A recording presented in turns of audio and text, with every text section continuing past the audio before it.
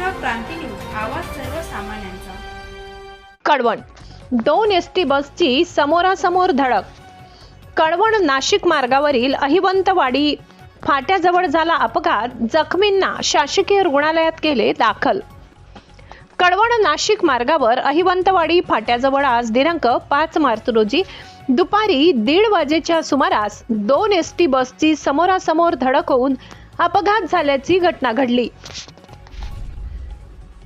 या अपघातात काही प्रवासी किरकोळ जखमी झाले असून त्यांना तात्काळ वणी येथील शासकीय ग्रामीण रुग्णालयात उपचारासाठी दाखल करण्यात आले।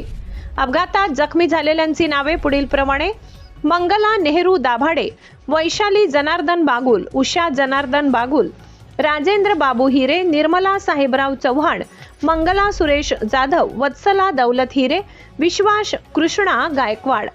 मिळालेल्या माहितीनुसार दुपारी सुमारे 1:30 सुमारास जव्हार आगाराची एसटी बस क्रमांक MH14BT 3977 ही बस कळवणकडे येत होती। या बसचे चालक संतोष ढाकरे असून बसमध्ये सुमारे 24 प्रवासी प्रवास करत होते। त्याचवेळी कळवण आगाराची MH14BT 2933 क्रमांकाची बस कळवणहून नाशिककडे जात होती। या बसचे चालक SN गवडी असून बसमध्ये सुमारे 64 प्रवासी होते। अहिवंतवाडी फाट्याजवळ दोन्ही बसची समोरासमोर धडक झाली। अपघातानंतर काही काळ या मार्गावरील वाहतूक ठप्प झाली होती।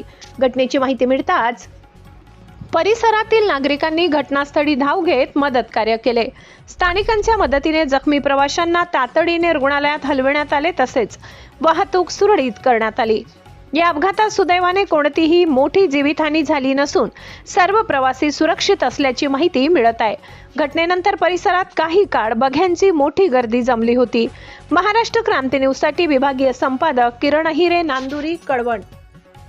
ऍक्सिडेंट होणार नाही म्हणजे साईड पट्टे भरले नसल्यामुळे अपघात झाला का बसचा? तशातला भाग नाही सर। मग अनेक वेळा गाड्या खाली उतरतात याच्यावरून। तुमचं नाव काय? साईड पट्ट्यावरून रामदास ठाकरे। कुठले तुम्ही?